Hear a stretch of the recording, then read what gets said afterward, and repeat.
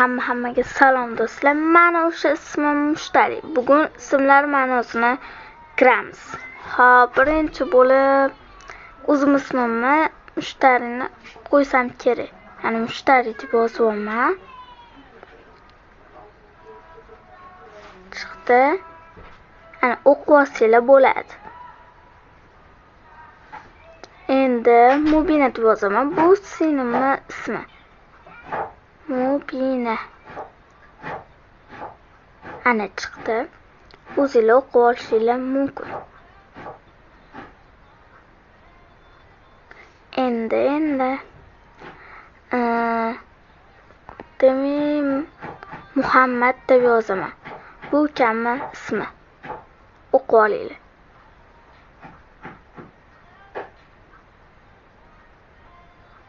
O'qib oldinglarmi?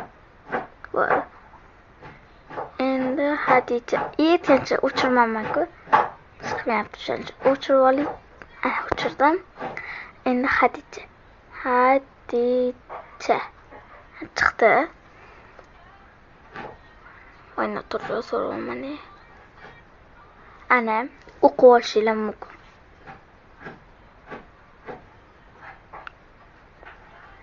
O'qib oldinglarmi? Ketdi. Endi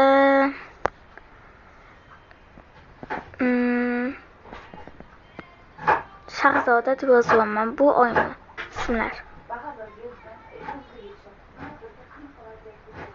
O'qib olishingiz mumkin. O'qib oldinglarmi? Kutib turaman sizlarni. Tez o'qib olinglar.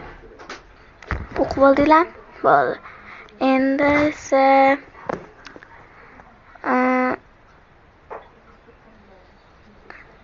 O'g'illoy deb yozib ko'raman. Yo'q, unaqa ism yo'q ekan. Unaqa O'g'illoy deb yozib ko'raychi.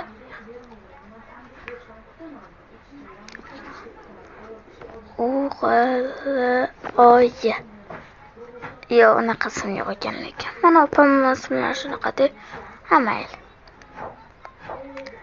Endi Umar deb yozib ko'ramiz. Umarni o'qib olinglar. O'qib oldinglarmi? Bo'ldimi? Hozir olaman. O'qib olinglar. Endi solaman. Endi Madina deb yozib ko'raman.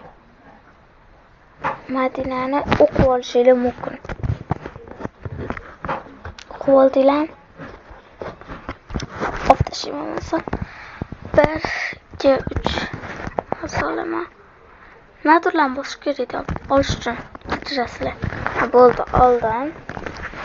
Endi o'chirishim kerak deya o'chirib oling. Endi Zebo deb yozib ko'raman. Zebolar sizlarga ism. Sizlarning isminglar. Mana. Ma'nosi